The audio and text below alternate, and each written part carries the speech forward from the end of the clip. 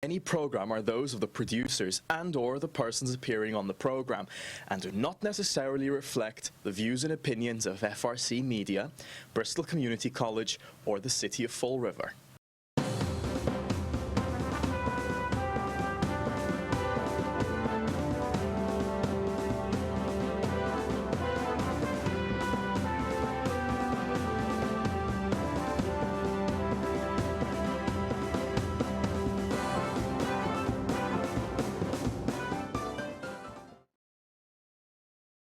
There you go. Well, good morning. Welcome to Spindle City Straight Talk. I'm CJ, and my co-host is missing amongst the masses, for the lack of a better expression. That's better. Got the mics in place. So I'm going to start off, and he had a nasty meeting this morning, I guess, which is usually nasty when it comes to this city and the administration.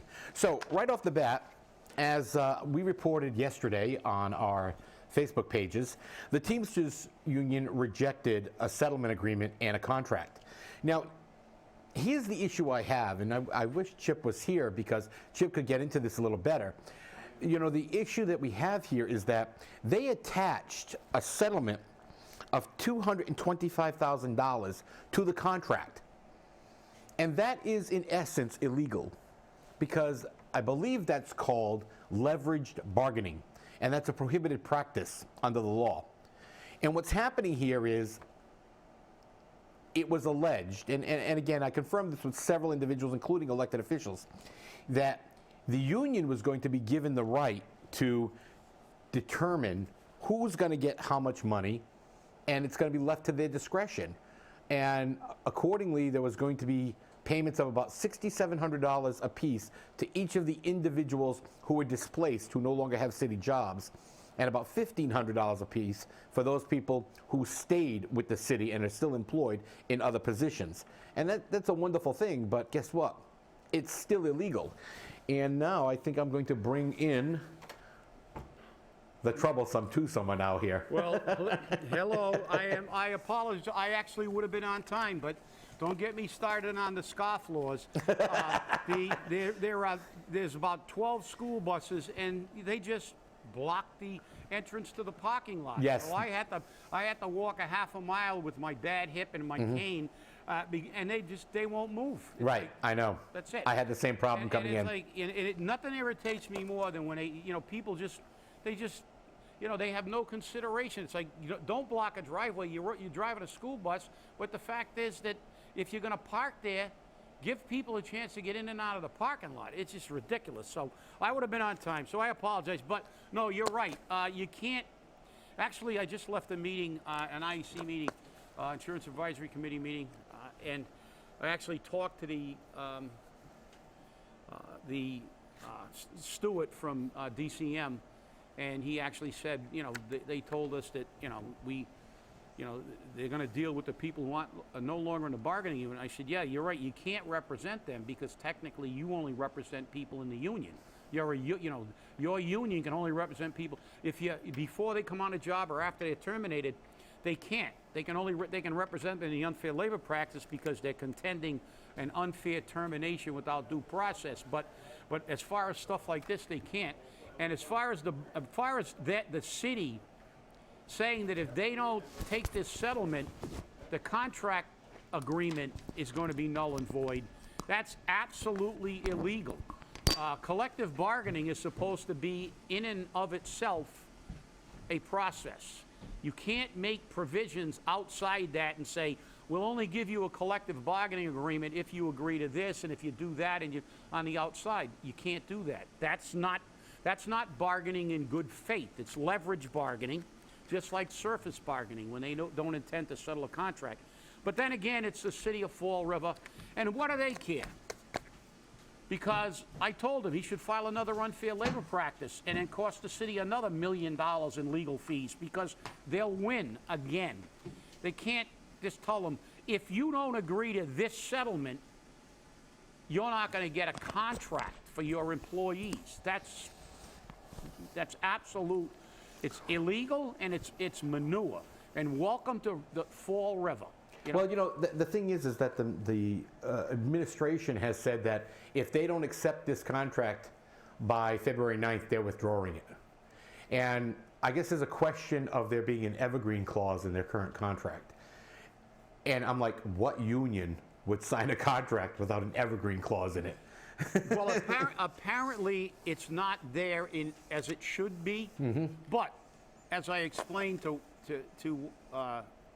somebody, it doesn't make any difference because the city has basically treated them as though they've had an evergreen clause forever. Right. And under Chapter 150E, an established past practice is even more powerful than contract language. Right. Because and you know, the basic fundamentals of having a established past practice is it's done for a long time, which it has been forever, as long as anybody can remember.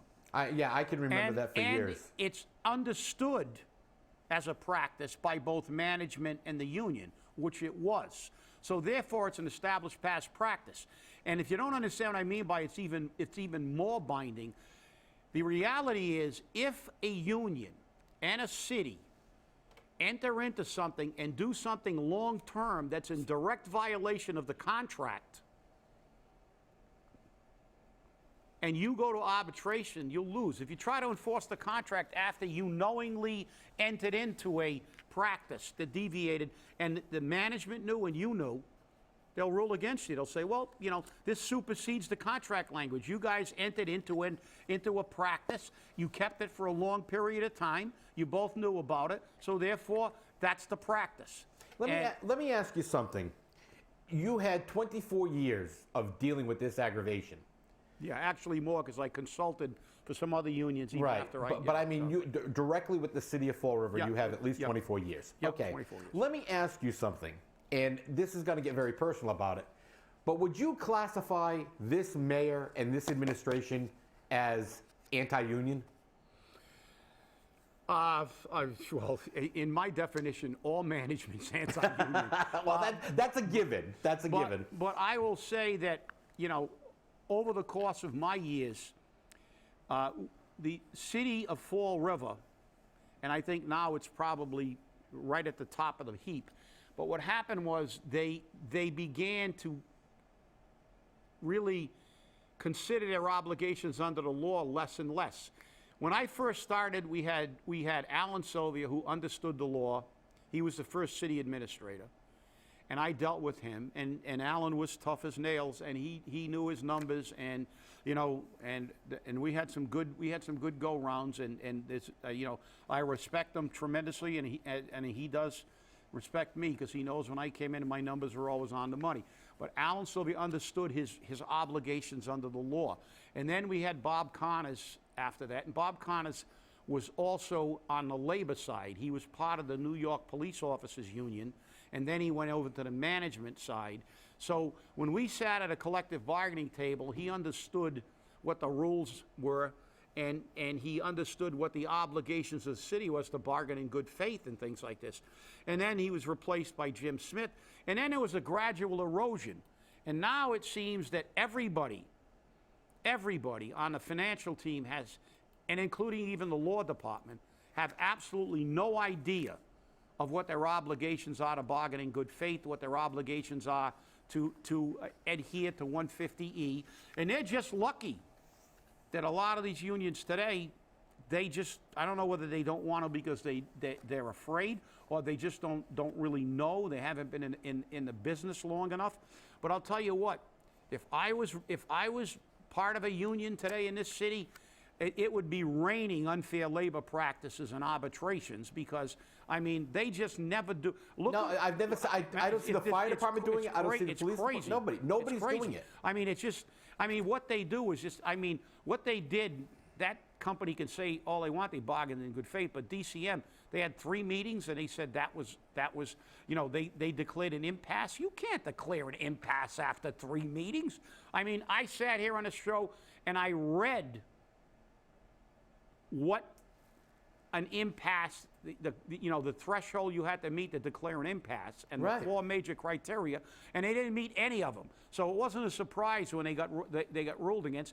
And this settlement No, it's basically, they know. It's that chump change. Yeah, they're trying to get out of this because they get these guys to sign off, and then they'll say, well, nobody was at fault, and they'll all run around and pretend that they didn't do what they do. And they're doing it again because they, you know, they try to divide and conquer. They try to, you know, they don't adhere.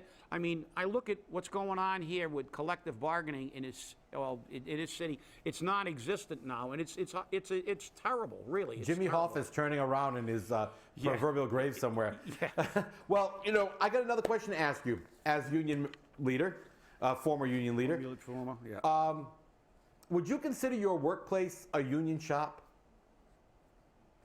My workplace, a union. Well, Massachusetts prohibits what they call closed shops. Right. You have to allow, people have the option of not joining a union. Correct. And, you know, then they pay an agency fee, but you're still the bargaining representative even for non-union employees. Right. But obviously, under the, you know, technically a union shop because it's, you know, everything and all the working conditions and everything that goes on within that workplace is under the jurisdiction of the collective bargaining agreement that is negotiated between the city and the bargaining agent for that union. So Okay. it's Now, technically a workplace. You'll notice a picture just popped up behind your head there, Yep. and I'm going to shift over to it. This, ladies and gentlemen, is a city truck. It has been removed of all identifying marks, but still carries city plates on it. This is being used by Toby for the recycling plan or transfer station that the administration, the mayor, has created. This is another vehicle that's there. Now, here we go again. Now, they've alleged took over 50% of the city garage, okay? And basically are pushing our DCM workers somewhere else. Now, they're handling recycling, but the picture they're currently showing on the screen, does that look like recycling to you? That's construction. That's construction debris. Wait a second. What's this? So where is this coming from? More construction. Right, debris. and the city no longer handles construction debris. Oh, wait a minute. Now I'm bringing up what, alternative facts? Is that what I'm doing? I mean, pictures don't lie.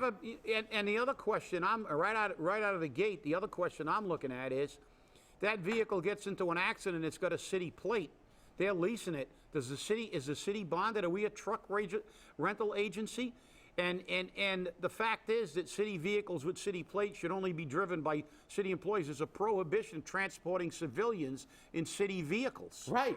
And they actually leased it to civilians, non-city employees, and if it's got a city plate on it, I think there's a liability on the city's part there. Well, you know, of course, the corporate counsel says, "Oh no, we haven't drawn up the This is the only city I know that we don't draw up the contracts till after the fact." Have you ever heard of such a thing? I mean, well, you know, he can say whatever he wants, but the fact is, if I was a guy that got hurt by that truck and it had a city plate, I wouldn't only sue that company, I'd sue the city. That's right. Because the truck is registered in their name. Right. And you and I have both seen this over and over again. For the lawyers to get themselves out of a potential malpractice claim, they don't say that they approve the contract. No, they approve it in form and content. Doesn't mean it's legal. It's just form and content. So, you know, we always look at this and we have to laugh because it's always funny. And, you know, this just gets to be absolutely absurd.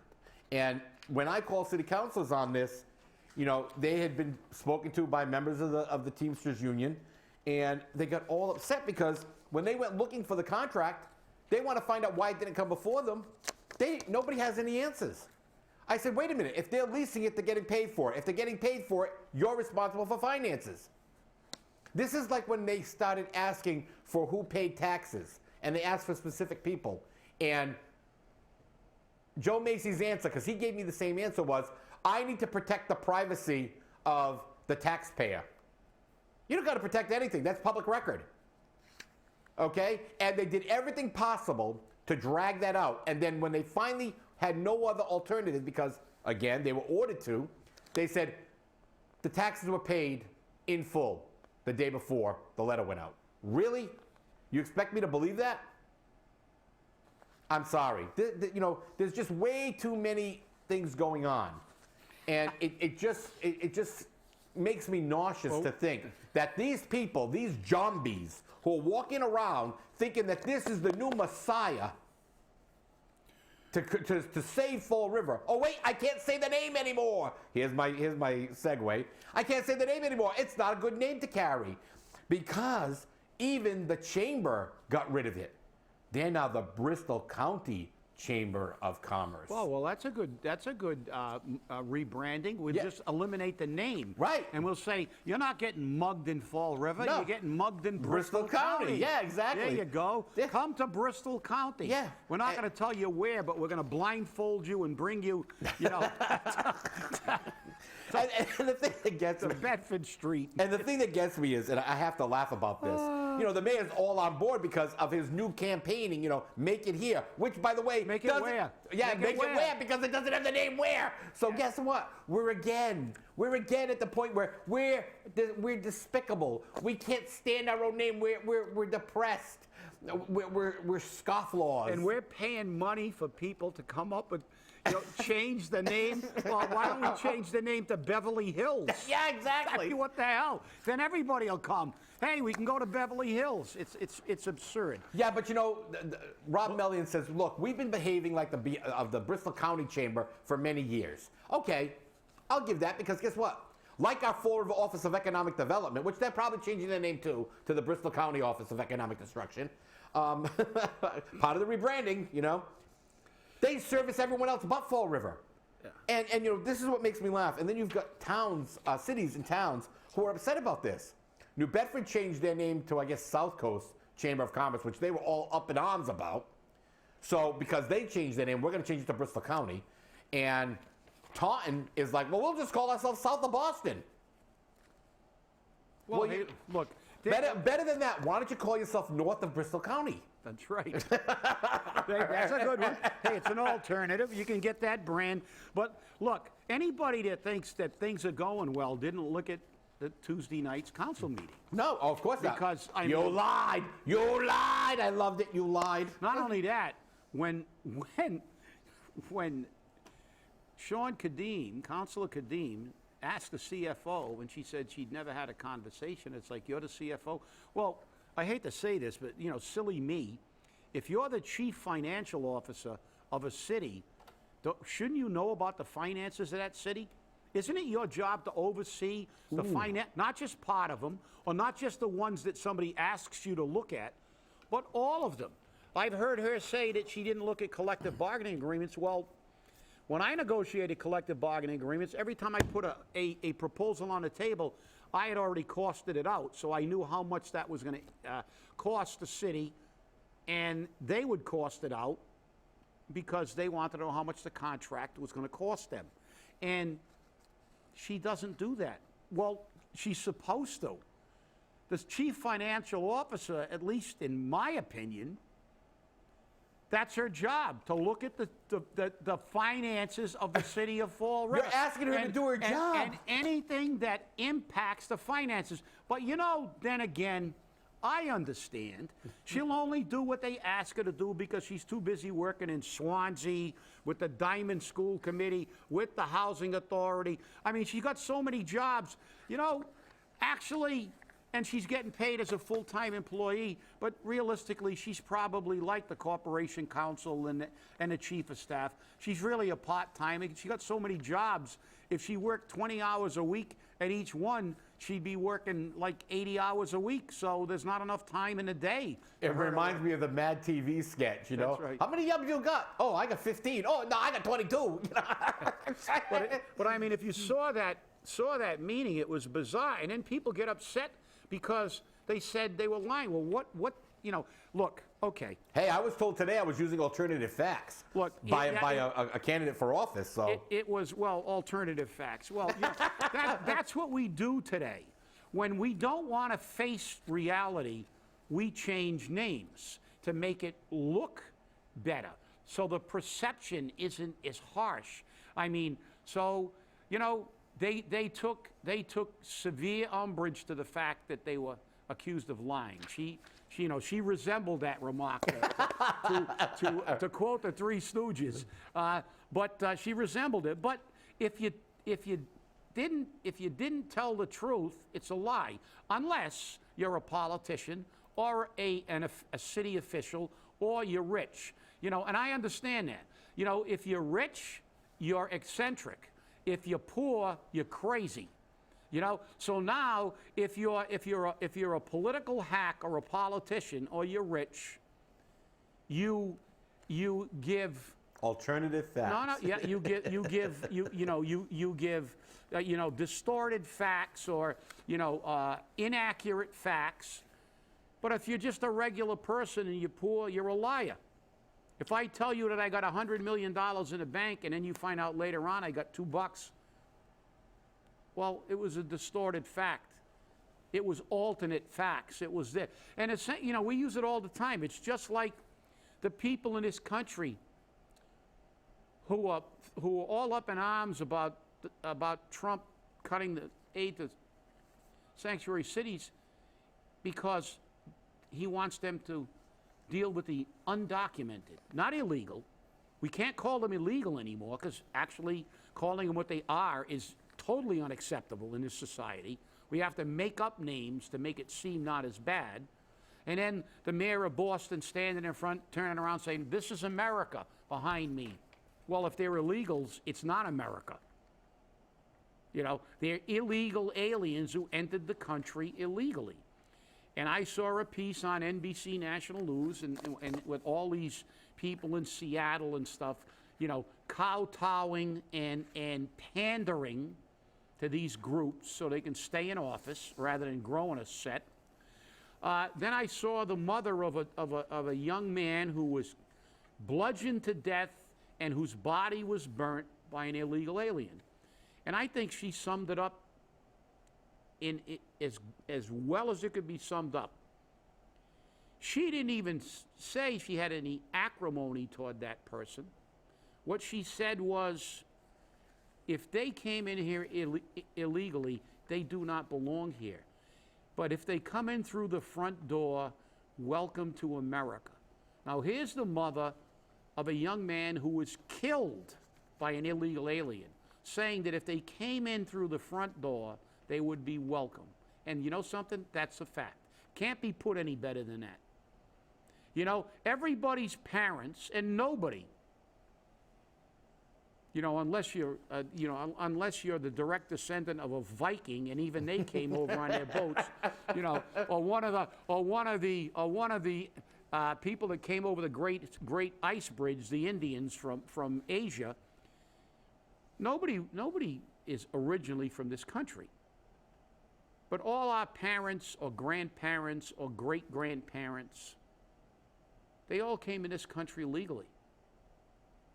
Some of them waited years. That's an insult. That's right. Some of them waited years. Actually, on that full measure, they had an immigration professor from Temple University who was Chinese, and he talked about how they stopped Chinese immigration for 50 years, and then they capped it at 100 Chinese were allowed in the United States for years. Yet his parents had to wait, but they waited, and he became a law professor, and he is 100% against sanctuary cities. He said, wait your turn like everybody else. Don't be an illegal. And then they want to tug at your heartstrings, showing somebody that came in here 12 years ago, and then, I worry about the police grabbing me. Well, maybe if you went back and came in legally, you wouldn't worry about the police locking you up every day, because the fact is you're an illegal. And I don't care what anybody says, and I don't care. And it's not that I don't have any sympathy for people. It's the fact that I don't have any sympathy for people who don't abide by the law.